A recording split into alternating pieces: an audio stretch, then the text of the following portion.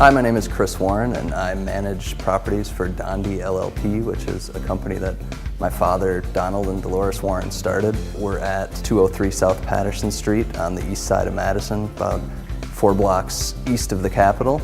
Well, the history of the buildings really started back with my grandfather. He had a heating and air conditioning company that my father worked in. He owned it in the 1980s. He started developing buildings at that point. So his first building was 303 South Paterson, which was a 1899 tobacco warehouse, and eventually turned into a grain warehouse in the 1950s.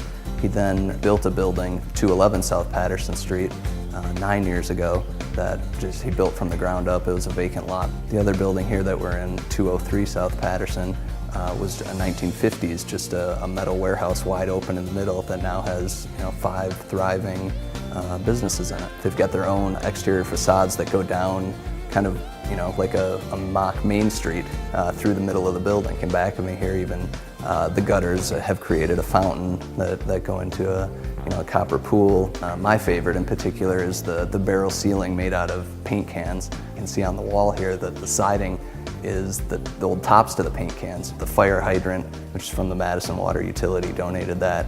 MG&E donated the spools here that they use for running the wire. There's old boilers that we've kind of buried in brick walls. The lights here are from the Civic Center when that was remodeled into the Capitol Theater now. 303 South Paterson is a building with the loading dock on the front. My favorite feature about that building is it has the oldest working elevator in Madison. You pull on the left-hand side here to go up, you pull on the right-hand side to go down, and you kind of cross your fingers and tug on the middle here and hope that it stops for you. Most of the tenants are scared to use it, but it is up to city code, so don't worry, people.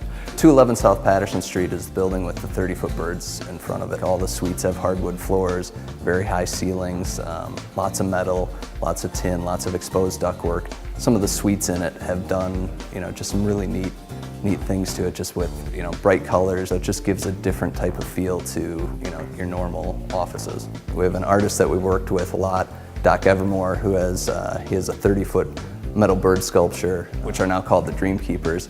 A lot of the parts on the birds in front of 211 are from East Side companies. The legs are from the old Badger Drive-In, the tin snips are from Warren Heating, the blades are from the Fiskars Corporation.